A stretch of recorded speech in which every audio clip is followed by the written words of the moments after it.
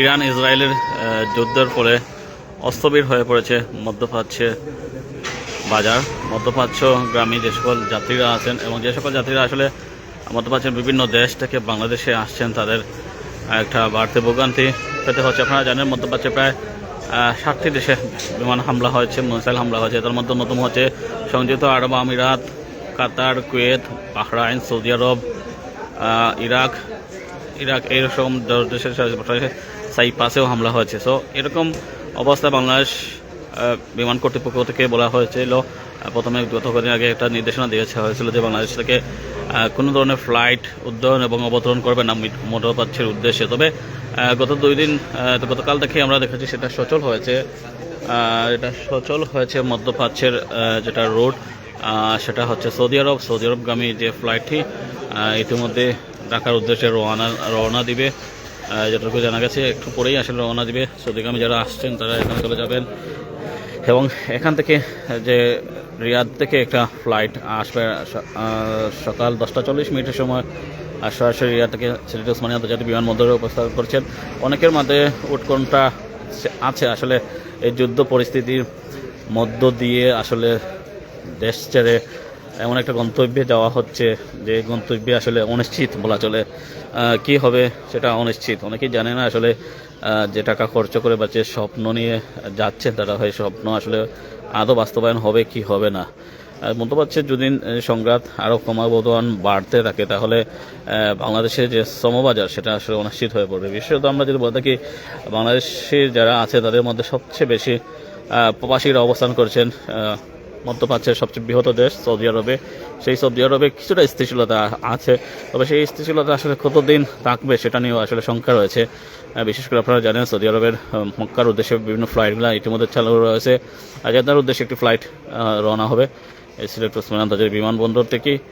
তো সর্বোপরি বলা চলে যে মধ্যপ্রাচ্যের 3টি রুট, অর্থাৎ আপনারা জানেন সংযুক্ত আরব আমিরাতের অবস্থা খুব একটা ভালো নয়। সেখানে দফায় দফায় মিসাইল হামলা হচ্ছে, ড্রোন হামলা হচ্ছে। এর ফলে সেই রুটটাই আসলে পুরোপুরি বন্ধ, অর্থাৎ আবুধাবিতে পুরো রুটটাই বন্ধ করে দেওয়া হচ্ছে। আবুধাবি তথা সংযুক্ত আরব আমিরাত আবুধাবিতে অবস্থা খুবই খারাপ। সেই সাথে দোহা, কাতারের রাজধানী দোহাতে ফ্লাইট যাচ্ছে না। এর বাইরে আসলে মোটামুটি বলা চলে যে ভালো অবস্থানে আছে। তবে যতটুকু জানতে পেরেছি বাংলাদেশ কর্তৃপক্ষের কাছ থেকে আজকে আংশিক হয়তো সংযুক্ত আরব আমিরাতের যে ফ্লাইটটি সেটা চালু করা হবে। সো এই অপেক্ষার মধ্য দিয়ে মানুষজন আসলে আসছে, অনেকেই ভোগান্তিতে মধ্যে আছেন। আসলে মধ্যপ্রাচ্য বাজার যদি অস্থিতিশীল হয়ে পড়ে তাহলে যারা বিদেশ প্রত্যাশী তাদের জীবন অনেকটা সংখ্যায় পড়বে।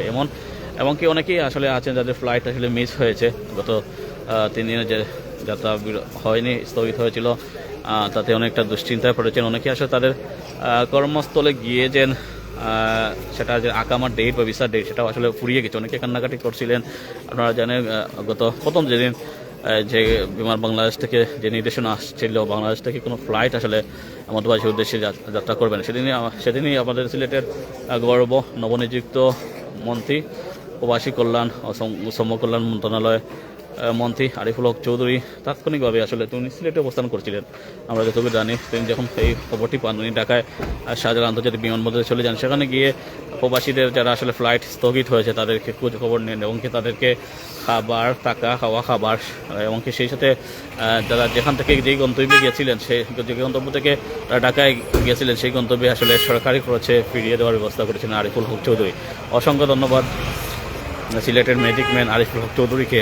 আমরা হয়তো আর এর আগে কখনো দেখিনি বা শুনিনি আসলে কোনো মধ্যপ্রাচ্যগামী বা পৃথিবীর বিভিন্ন দেশে যারা যান তারা যদি কোনো ধরনের অসুবিধা পড়েন সরকারের পক্ষ থেকে এই ধরনের সাপোর্ট আসলে দেওয়া হয় এরকম কোনো তথ্য আমার কাছে নেই।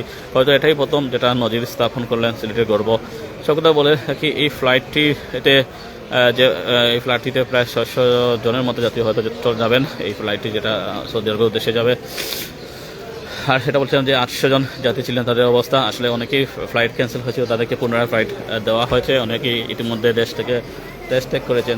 তবে যারা দেশে ত্যাগ করেছেন তাদেরও আসলে দুশ্চিন্তার মধ্যে আছে, যেহেতু আপনারা জানেন দফায় দফায় মিসাইল হামলা হচ্ছে। এই হামলাটা আসলে আপনারা জানেন কতটা বিভৎস হয়েছে। বাংলাদেশে ইতিমধ্যে 2 জন প্রবাসী আসলে মৃত্যু হয়েছেন, আহত হয়েছেন অনেকে। তার মধ্যে অন্যতম একজন হচ্ছে আবুধাবির অর্থাৎ সংযুক্ত আরব আমিরাতের সংযুক্ত আরব আমিরাতের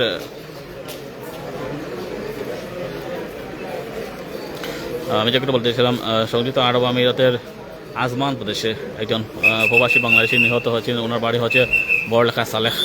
উনি প্রবাসে থাকেন। উনি যখন পানির ট্যাঙ্ক নিয়ে যাচ্ছিলেন তখন তার উপর মিসাইল হামলা হয়, তাৎক্ষণিকভাবে ওনার মৃত্যু হয়। ওনার সাথে বাংলাদেশে আরেকজন আহত হয়েছেন। সর্বশেষ আমরা বাহরাইন একজন প্রবাসীর মৃত্যুর ঘটনা গতকালকে জানিয়েছি। ওনার বাড়ি হচ্ছে চট্টগ্রাম বিভাগের চাঁদপুর জেলায়। উনি চাঁদপুরের বাসিন্দা। তো এরকম আসলে অবস্থা পৃথিবীর বিভিন্ন রুটে হচ্ছে। তো এরকম অবস্থা ক্রমমান থাকতে বিভিন্ন ক্ষেত্রে বাংলাদেশি যারা প্রবাসী আছেন তারা আসলে বিভিন্ন ধরনের অনিশ্চয়তা ভুগবেন। আমরা যদি বলে থাকি পৃথিবীর বিভিন্ন দেশে বাংলাদেশি এরা অবস্থান করছেন, তার সংখ্যাটা হচ্ছে 1,30,00,000। তাদের বিশাল একটা জনগোষ্ঠী বাংলাদেশ ছেড়ে আসলে নিজ দেশ ছেড়ে রেমিটেন্স যুদ্ধে হয় পৃথিবীর বিভিন্ন প্রান্তে অবস্থান করছেন। তো তাদের জীবন, তাদের জীবনের ত্যাগ, তাদের যে অক্লান্ত পরিশ্রম, যে রেমিটেন্স বাংলাদেশের অর্থনীতিকে সচল করেছে, তো তাদের জীবন বা বেতন কোনোভাবে হুমকিতে পড়ে বা তাদের কর্মক্ষেত্র যদি হুমকিতে পড়ে, তো আলটিমেটলি বাংলাদেশের অর্থনীতির যে অবস্থা সেটা আসলে সর্বোপরি একটা নাজুক অবস্থা পড়বে। তো সব মিলিয়ে এটা আপনাদের যে আজকে সৌদি আরবের উদ্দেশ্যে যে জেদ্দাগামী যে ফ্লাইটটি, এটা ইতিমধ্যে উড্ডয়নের অপেক্ষায় রয়েছে।